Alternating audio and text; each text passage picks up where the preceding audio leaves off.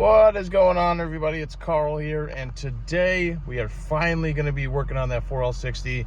All we're going to be doing is separating that bell housing, and I'm going to show you a way that you can get those pesky bolts out and split the actual case from the actual bell housing. So yeah, let's do it. But first I got to run and go get some fuel for the kerosene heater, since it's winter up here in Minnesota, and I like working when it's warm.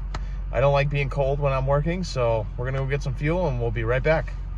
So I picked up some fuel, and then so I'll fuel that up, get the heater going, and then we can get the transmission set up on the stand. So I got to put the black doohickey stand deal on, and then I'll have to get another person and we'll lift it and mount it in place.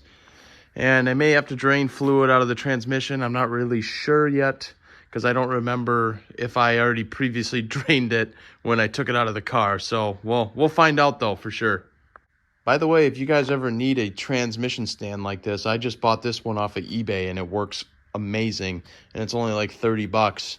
And then all you do is just bolt it to your engine stand. It's awesome. So highly recommend it, by the way. All right, we got the heater on.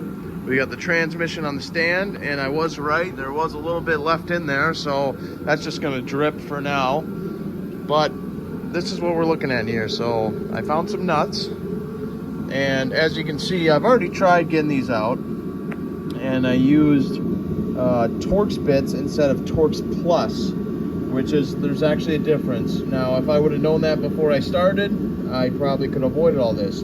As you can see, I tried drilling out at one point, tried, going at another Torx bit over there, and, they're pretty much stripped. So I got 5 to go. I did get 3 out.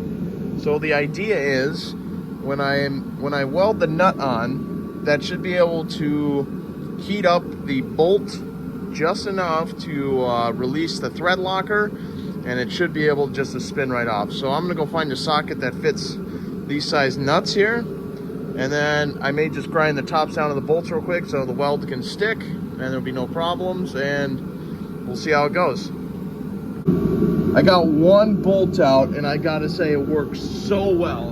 Like, the bolt is still smoking hot a little bit, but man, it burned that thread locker right off, and it came right out with no force. Like, dude, it is, like I said, man, that bolt is still hot. But I'm so happy that my idea worked, man. So now, yeah, we're just gonna repeat the process for 4 more times. I got all 5 bolts out, and it actually worked pretty well, so I'm pretty stoked about it.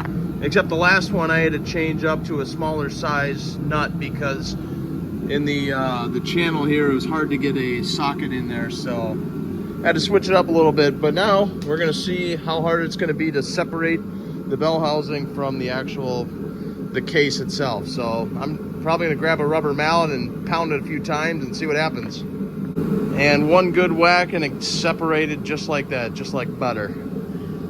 And that is the proper way to get those bolts out.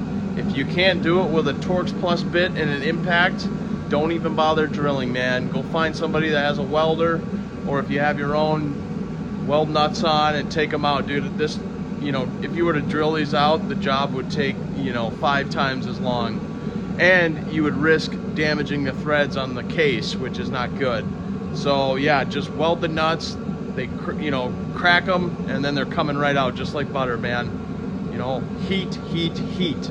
That's the answer. But thanks for watching, everybody. I'll see you guys in the next one.